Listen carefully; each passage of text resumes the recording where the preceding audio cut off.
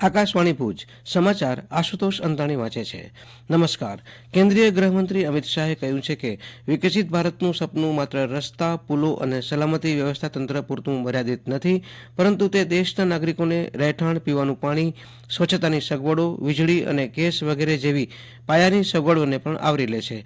શ્રી શાહ ગઈકાલે અમદાવાદના GMDC ground ખાતે પીએમ સ્વનિધિ યોજનાના લાભાર્થીના સ્નેહમિલન કાર્યક્રમમાં ઉપસ્થિત રહ્યા હતા. ત્યારબાદ અમદાવાદથી કલોલ પહોંચ્યા હતા, જ્યાં તેમણે ગાંધીનગરના પાનસર ગામે 3.5 કરોડ રૂપિયાના ખર્ચે નવનિર્મિત તળાવનું લોકાર્પણ કર્યું. પાનસરમાં સભા સંબોધ્યા બાદ કલોલમાં સરદાર પટેલની 15 ફૂટ ઊંચી પ્રતિમાનું અનાવરણ કરી કલોલમાં સભાને સંબોધન કરતા જણાવ્યું કે દેશની યુવા પેઢીએ સરદાર સાહેબનું પુસ્તક વાંચીને તેમના સિદ્ધાંતો અનુસરવા જોઈએ. ગૃહમંત્રીએ રેલવે ગ્રાઉન્ડ સાબરમતી અમદાવાદ ખાતે ગાંધીનગર જન મહોત્સવ અંતર્ગત સાંસદ ખેલ મહોત્સવમાં ભાગ લીધો હતો. આ પ્રસંગે કેન્દ્રીય ગૃહમંત્રી શ્રીની સાથે મુખ્યમંત્રી ભૂપેન્દ્ર પટેલ પણ જોડાયા હતા. મુખ્યમંત્રી ભૂપેન્દ્ર પટેલના હસ્તે કચ્છ જિલ્લાના વિવિધ 19 વિકાસ કાર્યોનું ઈ લોકાર્પણ અને ઈ ખાતમુહૂર્ત ભુજ બસ પોર્ટ ખાતેથી આવતીકાલે તારીખ 26 ડિસેમ્બર 2023ના કરવામાં આવશે.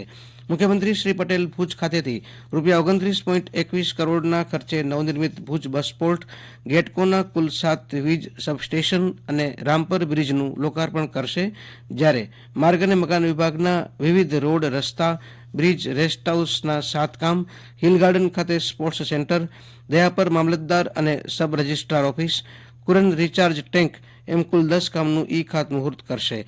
આમ મુખ્યમંત્રી શ્રી કચ્છની મુલાકાત દરમિયાન જિલ્લા મથક ભુજ ખાતેથી નવનિર્મિત ભુજ બસ પોર્ટ સહિત ₹266 કરોડના કુલ 19 કામનું લોકાર્પણ અને ઈ ખાતમુહૂર્ત કરશે. ત્યારબાદ મુખ્યમંત્રી શ્રી પટેલ ધોરડો ખાતે રણોત્સવમાં કાર્યક્રમમાં ઉપસ્થિત રહેશે.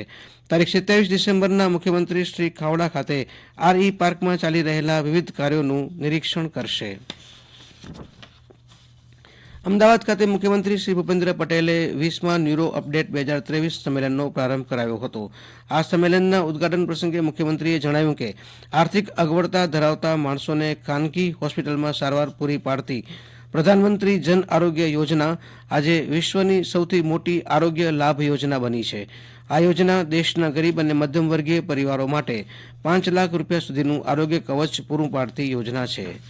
કેન્દ્રીય સીધા કરવેરા બોર્ડ CBDTએ આવકવેરા રિટર્ન આઈટીઆર ફોર્મ 1 અને 4 આકારણી વર્ષ 2024-25 માટે સૂચિત કર્યું છે. આ ફોર્મ તારીખ 1 એપ્રિલ 2023થી 31મી માર્ચ 2024 સુધીના પાછલા વર્ષની સંબંધિત આવકવેરા રિટર્ન ફાઇલ કરવા માટે લાગુ પડે છે. નાણાકીય વર્ષ માટેના આઈટીઆર ફોર્મ માર્ચના અંત અથવા એપ્રિલની શરૂઆતમાં આપવામાં આવશે. જોકે આ વર્ષે આઈટીઆર ફોર્મ્સ ડિસેમ્બરમાં સૂચિત કરવામાં આવે છે, જેથી કરદાતાઓ વહેલા રિટર્ન ફાઇલ કરી શકે. 50 લાખ રૂપિયા સુધીની વાર્ષિક આવક ધરાવતી વ્યક્તિઓ અને સંસ્થાઓ દ્વારા ફોર્મ 1 અને 4 ફાઇલ કરવામાં આવે છે. દ્વારકા ખાતે આજે 37,000 આયરાણીઓનો મહારાસ યોજાશે. આ અંગે સૂત્રો પાસેથી પ્રાપ્ત માહિતી અનુસાર દેશભરમાંથી 1.5 લાખ જેટલા આહિર સમુદાયના લોકો આ મહારાસમાં ઉપસ્થિત રહેશે અને આહિર સમાજની જુદી જુદી પાંખો એક છત્ર હેઠળ જોડાશે.